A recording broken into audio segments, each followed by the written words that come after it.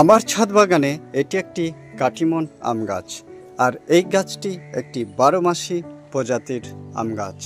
অর্থাৎ এই গাছটির একদিকে অনেক ব্রাঞ্চ এবং অন্যদিকে আপনারা লক্ষ্য করলে দেখতে পাবেন যে এখানে অলরেডি একটা মুকুল চলে এসছে।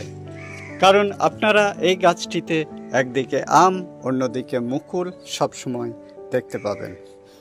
আর এই গাছটির বিশেষত্ব হচ্ছে যে আপনারা বছরে 2 থেকে 3 বার এখান থেকে আম সংগ্রহ করতে পারবেন। আর এর আমগুলি কাঁচাতেও যতটা মিষ্টি এবং পাকলে আরও সুমধুর।